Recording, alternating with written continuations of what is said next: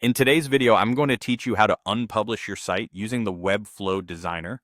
Whether you're making some adjustments or just need to take the site offline temporarily, knowing how to unpublish a site effectively is an essential skill. Let's dive into this straightforward process together. First things first, you'll want to open up your site in the Webflow designer. This is where all the magic happens, and it's an intuitive space to manage both the design and the functionality of your website. Once you've got your site open and you're at the point where you're ready to unpublish, it's time to focus on the top right corner of your screen. Locate the blue Publish button. You really can't miss it. This button is your gateway to both publishing and unpublishing your site. Now, after clicking on the Publish button, a drop-down menu will appear. This menu is quite handy as it lists all the domains where your site is currently live.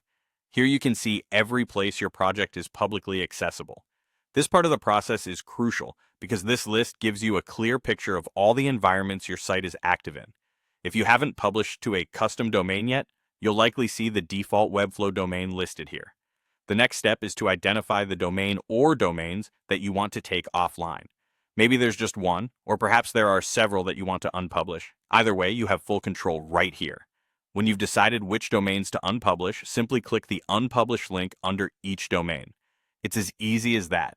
Clicking Unpublish will seamlessly take your site offline from that specific domain. Now, it's important to point out that while your site will no longer be visible to the public, all your hard work is still perfectly safe within the Webflow designer. You can continue tweaking and designing as you need to, with everything stored securely in this versatile platform.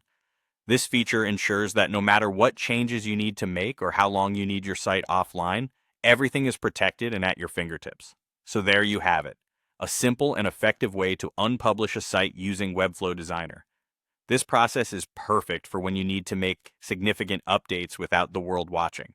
Whether you're performing some routine maintenance or crafting a whole new look, these steps keep your work in your hands. And that's all it takes to unpublish a site with Webflow. If you found this walkthrough helpful, let us know. And good luck with your Webflow projects.